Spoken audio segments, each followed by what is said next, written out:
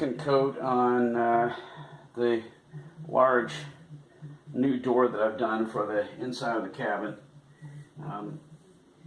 Been very, very careful on this because when you're laying on varnish, it's important that you don't leave areas that are too drippy, but at the same time on flat surface, your main culprit, the part that you definitely don't want to do, are ghosts.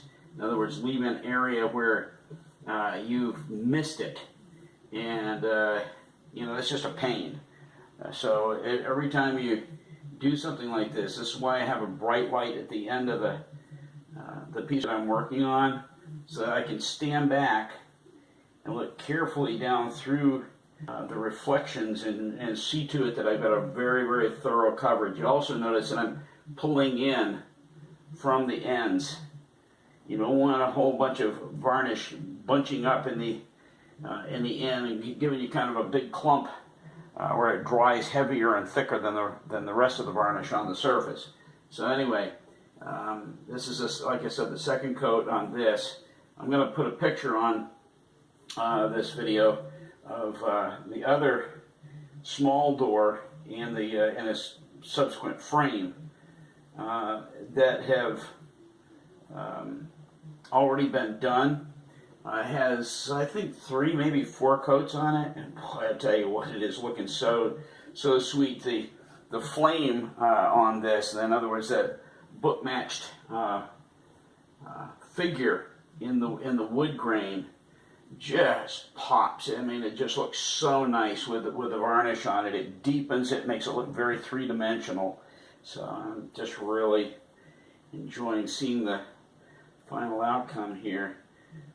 I've looked at a lot of woodworking from guys that are doing woodwork on sailboats and so forth, and one of the things that I did this different is that this is built, this door with its frame is built like a picture frame. It's because I've got a lot of experience with that. I did it professionally going through college. I worked for a hardware store, and I was their framer. I did all these sweet little old ladies who come in, can you frame my picture? And anyway, and all this custom work, I did just loads and loads. And of course, being an artist myself, by the way, Randall Gardner American Realist is my website. But being an artist myself, I do all my own framing. And anyway, the thing about it is I knew I could get a fairly good outcome because I've done so many of them. And so I've done my own frame here instead of the traditional mortise and tenon. I did 45 degree frames instead of the mortise and tenon thing. And the way I do it, they hold up.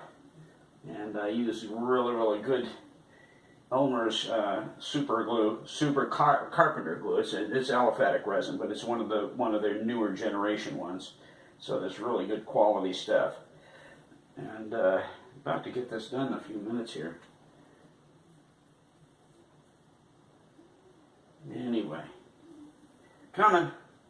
Once you get into your second coat and beyond, the varnish really starts taking on a character of its own. It deepens the wood grain and makes it look so nice. The first coat is kind of sketchy. It's on there. It thoroughly coats everything, but there's so much wood absorption on that first coat that you're going to get areas that looked a little bit dry. Well, they're not ghosts. I mean, you've covered it with varnish, but the problem is that the wood is absorbing the varnish at different rate in different areas of the wood grain, and that's not only that's to be expected. That's just reality. So anyway, but and when you do this kind of thing, think it through very logically. Think it through how you're going to do this. First thing I did on this frame, I did the entire back without doing the edges. I did that entire back with 2 or 3 coats of varnish. It's not the part that's going to look nice, so I'm not going to worry about it a whole lot. It completely sealed it.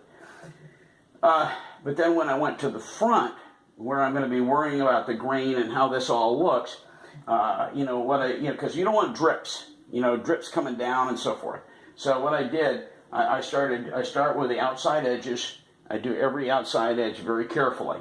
Then I go to the front, lay it down. By the way, I do the outside edges holding it, and so that I can carefully hold that edge so that I can see it in the light, that I'm getting a good thorough coverage all along the edge.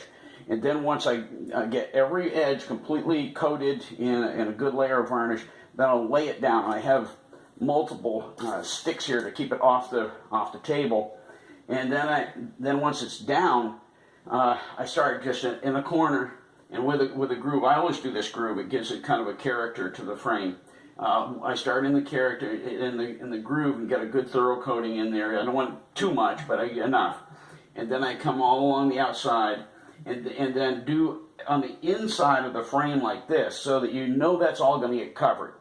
Once you do one, and then you come into the other, and into the other. Be careful when you're coming into your corners like this to go ahead and separate your brush strokes right at the corner. That way everything's going to lay really nice, and you're not going to see any lap marks coming over from one part of the joint to the other. Anyway, this is pretty much done. That's coat number 2. We'll catch you up when we get a few more coats on this, and like I said, I'll have a picture. Wait a minute, where is my? Okay, well, I'm not going to try to do it here because it's a little tight. But anyway, I'll have a picture of the finished product on the video when that's all done. So anyway, it gives you a little instructional kind of stuff here. I've had a lot of experience with this when I was doing picture frames professionally at good old Ace Hardware. They built a framing parlor up over the store, and I was already their framer downstairs. And when they built that framing parlor up there, I was in my glory, because it was just so nice with all the equipment, all by myself. I didn't have to worry about people bopping in. I could really concentrate on framing. All right, that's it for now, and we'll do some more on this later.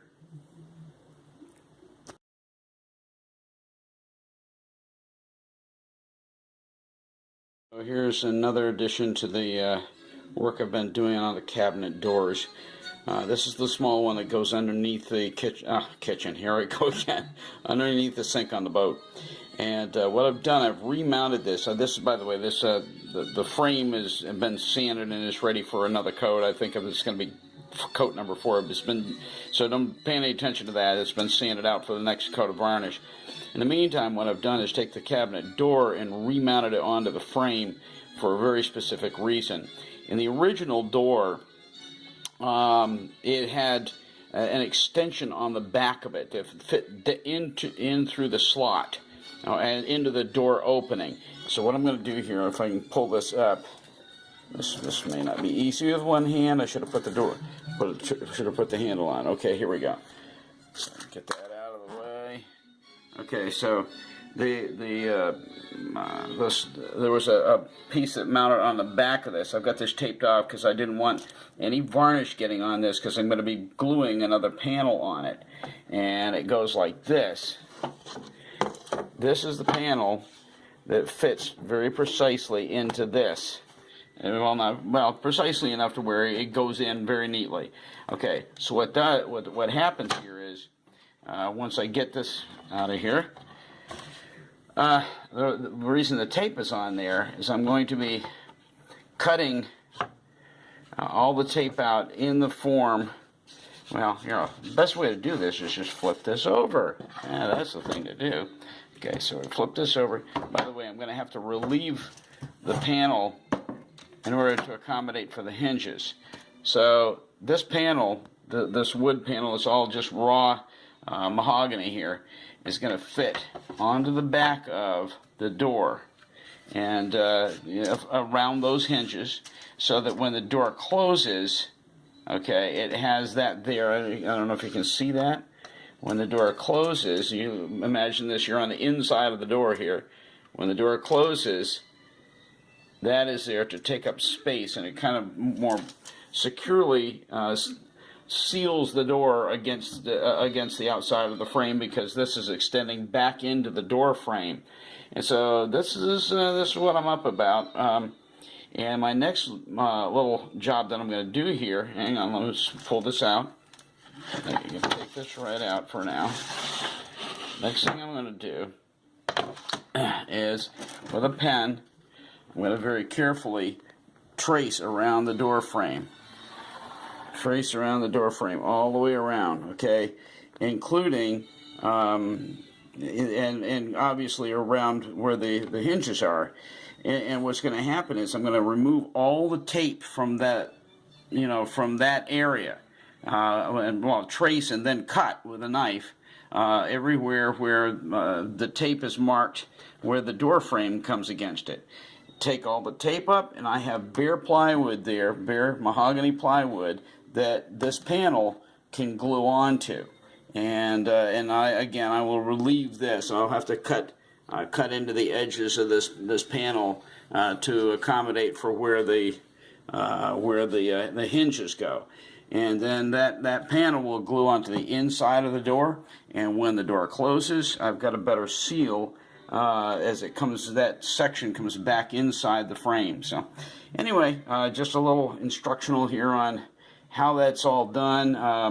The original door had a double, in other words, it was like twice the thickness. I don't see any need for that. It's just added weight, and I think it's unnecessary. But I am going to do one of these doors, one of these panels on the inside of the door. I think it'll look good.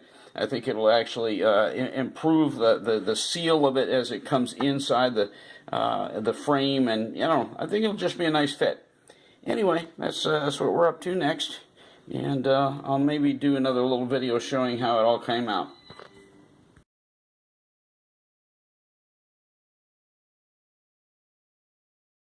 So I've removed the door and the hinges from the frame, and all that's done. I've taken the piece of mahogany ply that's going to be going onto the back of the door out to the bandsaw, done the cutouts for that. And the main thing now that I've got to do is go ahead, and you can see I've got a very precise outline here of all the tape that is going to be removed. And I've got to cut that all the way around, nice and neat, take all the tape off. Then I've got nothing but bare plywood underneath here that my piece of mahogany ply is going to bond to. And I'm going to do a good glue up here and try to keep everything nice and neat and clean. And that's why I left the tape on all this time, so that I don't get tape on the outside of it. Yeah, by the way, it's not going to be much left, because this is all that's going to be left is the tape where it comes in contact with the door frame. Anyway, it's all going to work. And that's the next process. And we'll do a little bit more on this, and probably just do some final videos. One final video when we get this all finished up. This morning, I went to all the effort of actually relieving this second panel. In other words, I inset the form of the hinge into it, so that if I was to do it this way, in other words, it would completely hide the hinge and you would never see it. Let me just take this off. Take this off, put it over here. In other words, it would go on like this, and this would line up, and I'm not going to be able to see it well. The cutout area would line up with where the hinge goes underneath it, and it would be a nice flat panel all over the part that goes back inside the frame, except for one thing. I got to thinking about it, and you know what? I don't know what's coming up. I really don't like the idea that once this is done, and if this was glued into place, and all those hinges were already in place, once this is done, I've got no way to take the screws out and be able to take the door off its hinges. I could take the hinges off the frame, but I could never undo this, because this would be completely hidden behind a glued-on panel. And as much effort as I put into this, and there was a lot of work in that, just very precisely cutting those out and relieving them, I don't think so. Actually, I think what's going to happen here is I'm just going to go back to my original idea of just, doing the cutouts that I did on the bandsaw here. And that way, if I've ever got to take the door off, the hinges are exposed. The bottom side of the hinges, I can take the screws out, everything comes off, we're all good. So, a lot of wasted time and effort on the other one, but you know what? Live and learn. I had to stop and think about it for a while before I realized I kind of shooting myself in the foot if I go ahead and bury those hinge screws behind a panel that is glued down. There's no way I've ever taken it off without taking the panel off, and that would ruin everything. So, okay, back to square one. Well, finally, after all the work and careful alignment and everything is done. I've got that panel glued onto the back of, this is the door that goes under the sink on the boat. And boy, it makes it nice and heavy, and it opens beautifully. Everything lines up perfectly. There it is. And next thing to do is take all the tape off and varnish everything. But everything works, and boy, it just fits so nice. You're going to have to be careful I don't slam it here. I've got some little tabs that are going to go on the inside of this to keep it from slamming.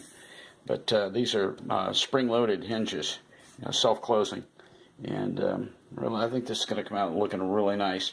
Now, finally, after everything is done, the panel is on. All this comes off, the tape comes off. Final varnish goes on the inside of it. Final varnish goes on the frame. I think maybe another couple of coats. And everything will be ready to go back on the boat. And I'm really super excited about it. This is going to be a nice little addition. A whole lot better than the contact paper covered looking teak stuff that was on the boat when it was just plain old plywood. So anyway, all right, got to take all this paper off and tape and get the thing looking really sweet after all the varnish is finished up.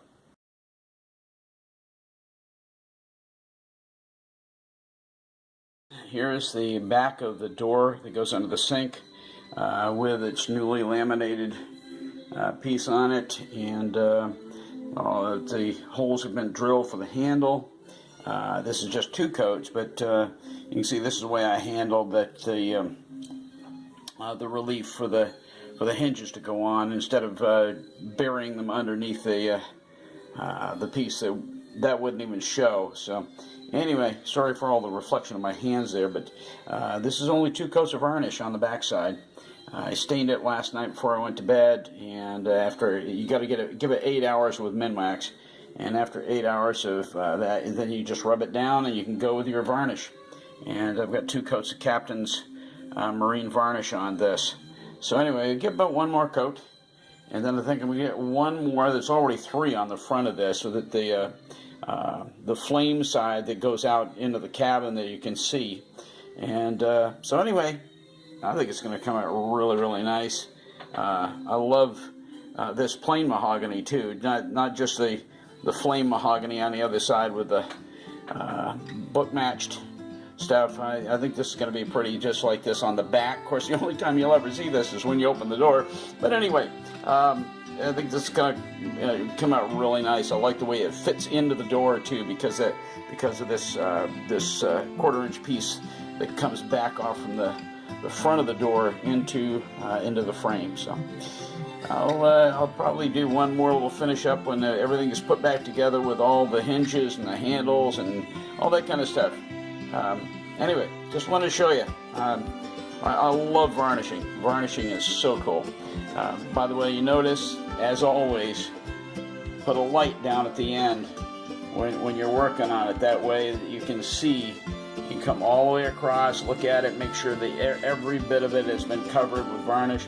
I got all, quote unquote, all done with this, and I looked down through there and I saw 2 ghosts. A ghost is a place you missed, because when you're dragging a foam brush over it and you think you're getting a nice even coat, it's real easy for that foam brush to skip a little dry area, and you got to very carefully look down the length of your varnish work and make sure that all of it got covered, and go back and cover whatever you missed. That's whatever you missed is called a ghost, and no ghosts. I like to have everything nicely varnished up and looking good.